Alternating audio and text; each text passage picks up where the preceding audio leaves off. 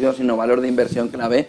Germán Vega Lombardía, director de CMC Metales Preciosos. Bienvenido, buenos días. Buenos días. Bueno, semana muy movida.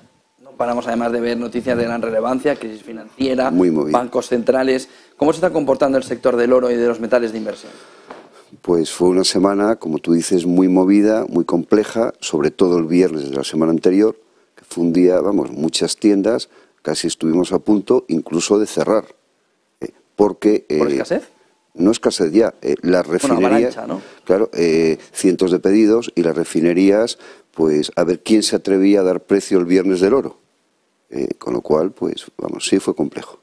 ¿Cómo ha avanzado esta semana? Pues ya dentro de lo que cabe, con total tranquilidad y una semana más en todos los sentidos. Las cosas en su sitio.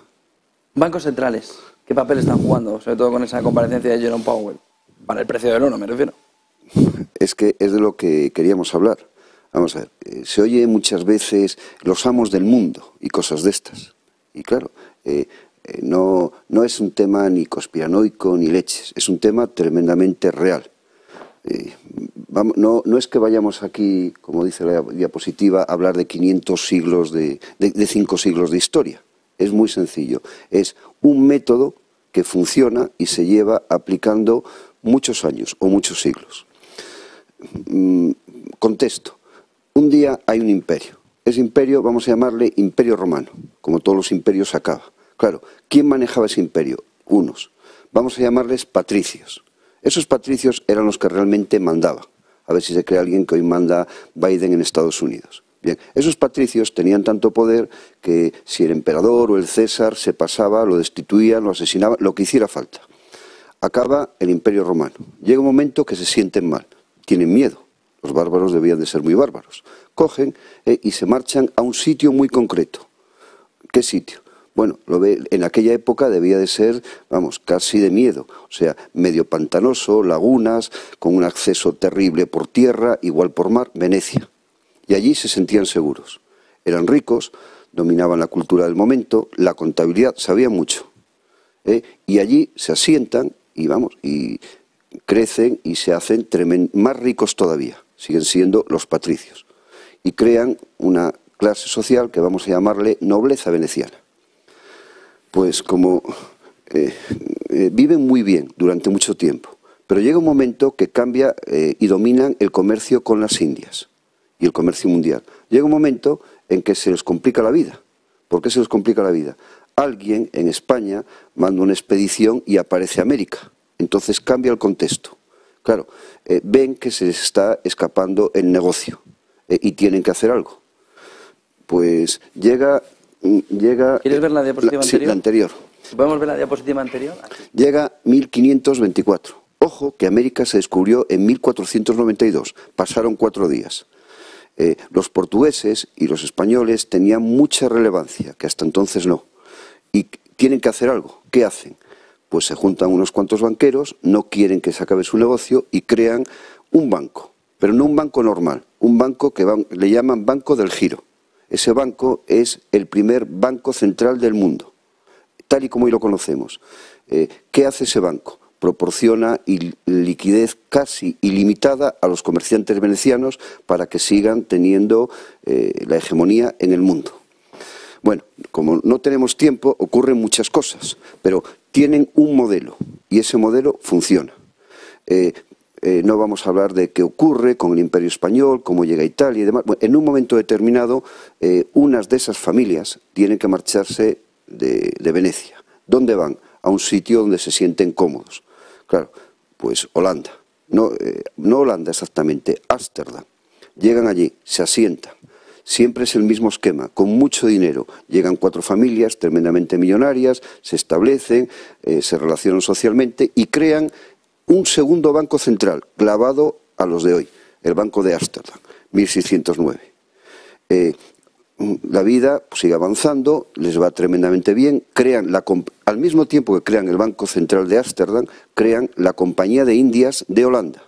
La gente cree que solo hay Compañía de Indias en Reino Unido, en Inglaterra. No, Francia tenía su Compañía de Indias, casi todos los países tenían su Compañía de Indias. En Ámsterdam están bien, pero los mismos cabritos de siempre les complican la vida, los españoles. Claro, No vamos a hablar aquí de la guerra de los 80 años, en fin, todo lo que pasó. Bueno, en Ámsterdam en concreto, un militar noble español, el duque de Alba, debió de pasarse 4 pueblos. O sea, no solo tomó la ciudad, debió de ser tremendamente agresivo y malo con los habitantes de allí. Y cogen auténtica enquina a los españoles. Creo que en aquel momento con razón. Bien, tienen que marcharse de Ámsterdam y se marchan de Ámsterdam y van a otro sitio, van a Inglaterra, los mismos, las mismas familias, parte de esas familias. Llegan a Inglaterra, si todos pues más o menos sabemos un poquito de historia, nos acordamos de los Tudor, de Enrique VIII, de lo cutre y pobre que era Inglaterra en la época de Enrique VIII, que no pintaba nada, en fin. Llegan unas familias de venecianos a Inglaterra, es famoso, eran tremendamente ricos. En la historia habla de Cromwell, cómo Cromwell se acerca a Enrique VIII, lo convence de, hombre, ¿tú por qué vas a rendir pleitesía al Papa? Tú eres tan importante como el Papa, y quiere establecer su sistema económico. Ese sistema económico ya venía de Venecia. Ellos tenían enfrentamiento con el Papa.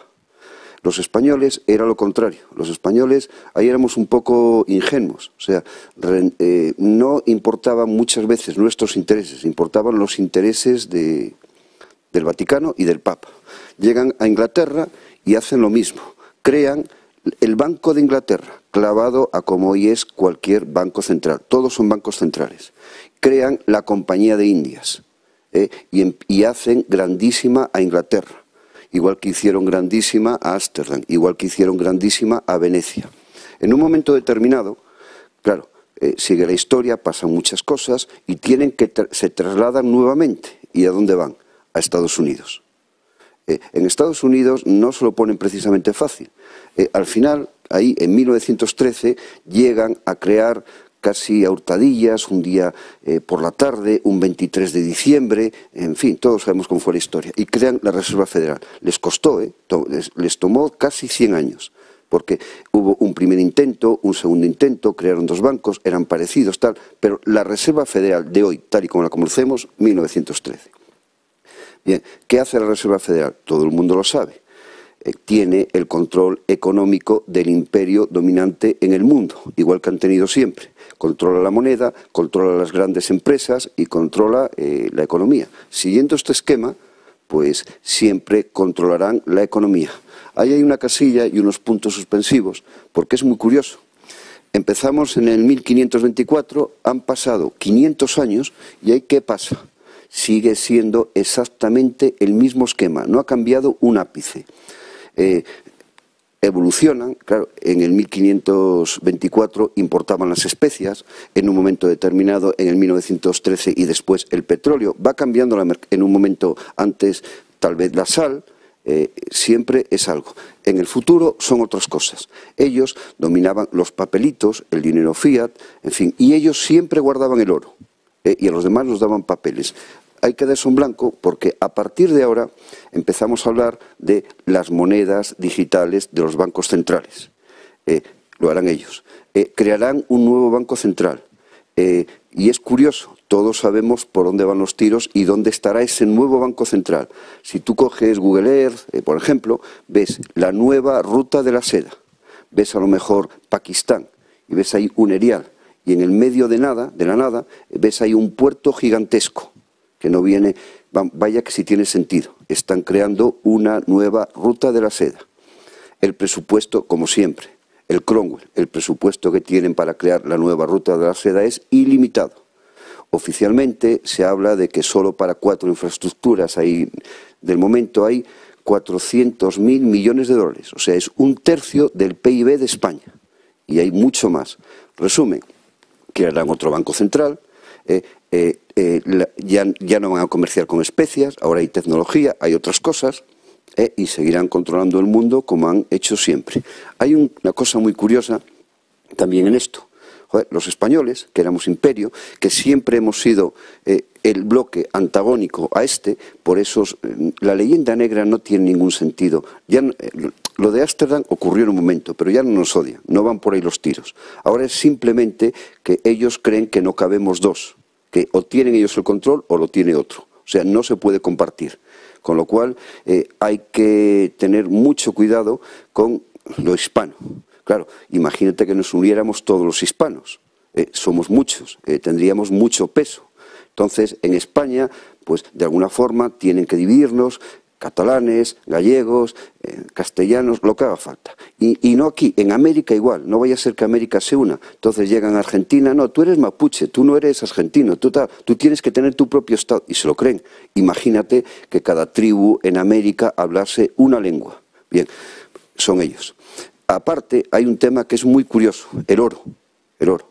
Esta gente, este bloque, los bancos centrales, que es siempre el mismo bloque, ahí vamos a llamarle nobleza negra veneciana, si llegas a Inglaterra vamos a llamarle nobleza anglo-veneciana, como quieras. Son curiosos porque su patrón es el oro. Claro, los españoles, aunque la gente no lo crea, no le daban demasiada importancia al oro. Nuestro patrón era la plata. O sea, nuestro real de 8 y demás era la plata. Los romanos cobraban en denarios de plata. Estos son los que utilizan el oro. Y por eso ellos quieren acaparar cuanto oro puedan. Y a nosotros darnos papelitos o apuntes electrónicos en el futuro.